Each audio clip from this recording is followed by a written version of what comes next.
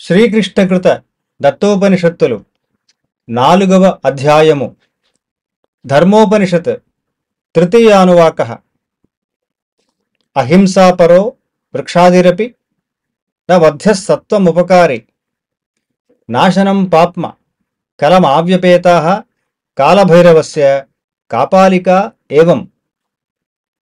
అహింసయే పరమధర్మము. సాత్వికులకు మానవులనే కాదు, సాత్వికులకు ఏ ప్రాణులను హింసించరాదు.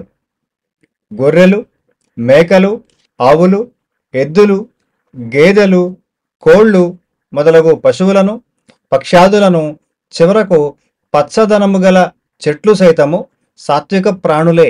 వీటిని వధించరాదు. ఇవి అన్నియును మానవులకు పాలిచ్చుట, పొలమును దున్నుట, క్రిములను భక్షించుట, కోళ్ళు మొదలగు ఉపకారములను చేయుచున్నవి. చెట్లు విషవాయువులను పీల్చి ప్రాణవాయువులను ఇచ్చుచున్నవి.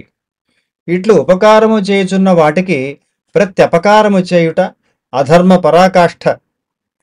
సహజ మరణము తరువాత వాటిని భుజించవచ్చును. కావున మాంసాహారము దోషము కాదు, వధయే పాపము. వధించబడిన వాటిని తినుచున్నాను, కావున నాకు పాపము లేదనరాదు. నీవు తినుట వల్లనే అవి వధించబడుచున్నవి.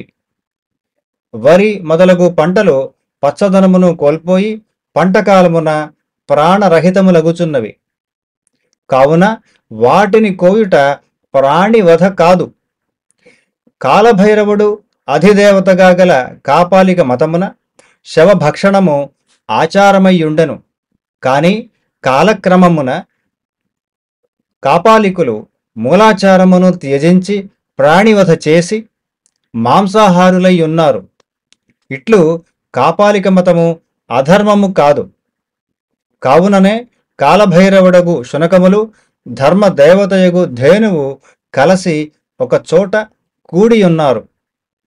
ఇట్లు ప్రాణమగు పచ్చదనమును కోల్పోయిన పంటలను భుజించు శాకాహారులు సైతము శవభక్షకులే. కావున సర్వజీవులను కాపాలికులే.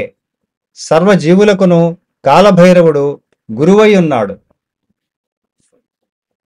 హతాక్రమయః ప్రాణిహర వేదన క్షామాదిర్ గేహీ నరాన్ పశ్చాద్వనం వర్ణీ వేత్త తముపాస్తే యతిర్యోభిజానాతి బ్రాహ్మణ కర్మణ. మానవుల చేత వధించబడుచున్న ప్రాణులన్నీయును క్రిములుగా జన్మించి మానవులను రోగములతోనూ పంటలను చంపుచున్నవి. చంపబడిన ఈ ప్రాణుల వేదనయే భూమిపై వచ్చు కరువు, వరద మొదలగు ఉపద్రవములు. గృహస్థాశ్రమమున ఇతర మానవులకు ఆతిథ్యమిచ్చుట, ఇక వానప్రస్థాశ్రమమున పశు పక్షి వృక్షాదులకు ఆతిథ్యమిచ్చుటయే.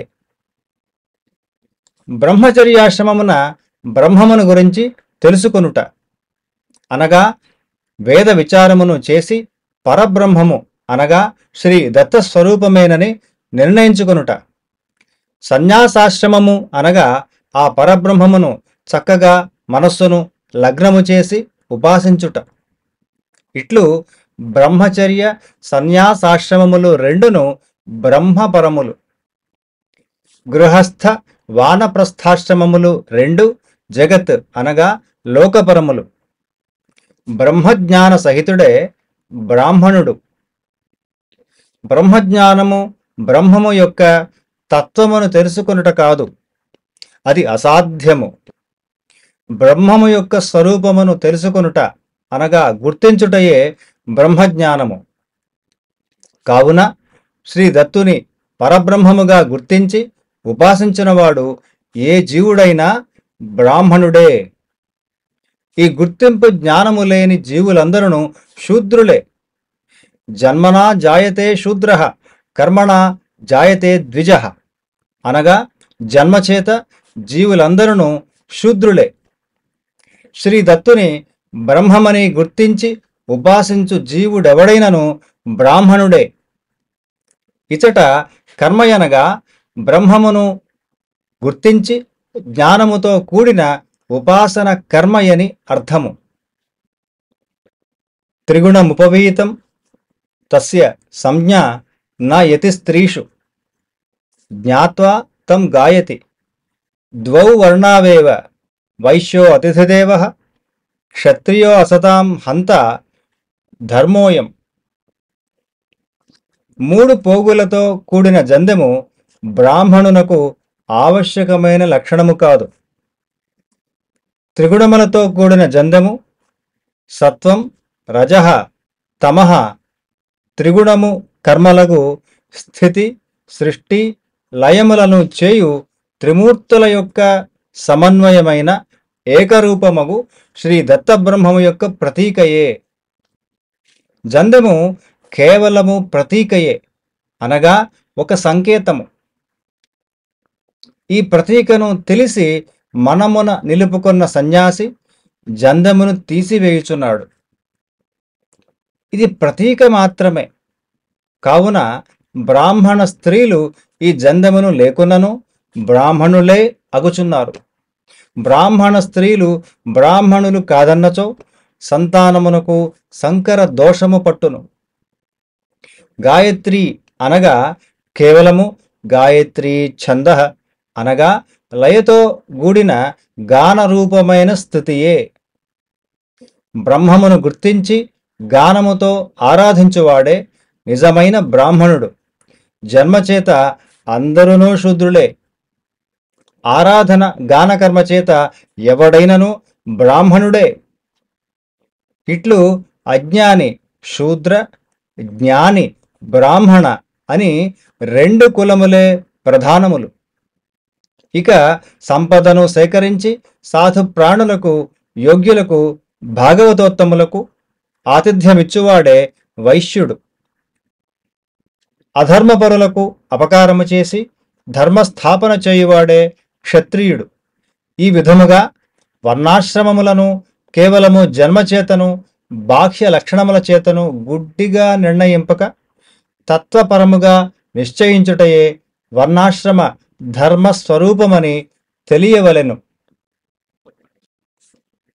సత్వేన శ్రూయతే నాహంతయాన ప్రమయ వ్యతికర సర్వో బోధ్యతే ధర్మభంగో గోవధ ఆగ్రహాయ నాత్మన పరమాత్మ ప్రమాణం.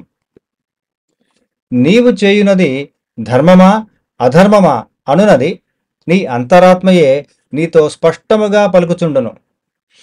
అయితే సాత్వికులకు వారికి ఆ అంతర్వాణి స్పష్టముగా వినిపించి దానిని వారు వినయముతో శరణముజొచ్చి స్వీకరించి ఆచరింతురు.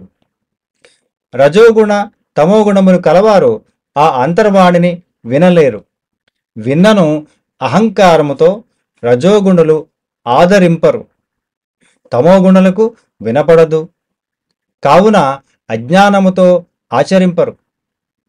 ప్రతి వ్యక్తియు త్రిగుణ మిశ్రమముగా నుండి ఒక సమయమున ఒక ప్రదేశమున అనగా విషయమున ఒక్కొక్క గుణము విజృంభించి దానికి అనుగుణముగా ప్రవర్తించుచున్నాడు.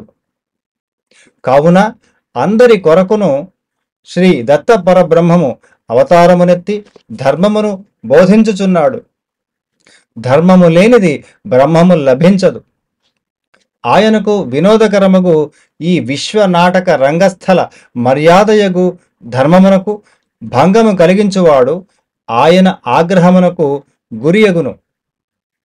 ధర్మమునకు భంగము కలిగించిన వాడు ధర్మరూపముకు గోవును వధించిన పాతకియగును. ఆత్మకు ఇష్టమైనది ధర్మము, ఇష్టము కానిది అధర్మముగా జీవుడు నిశ్చయించిన సరిపోదు. ఆత్మకు ఆధారముగు పరమాత్మ యొక్క నిర్ణయమే ధర్మాధర్మ స్వరూపము.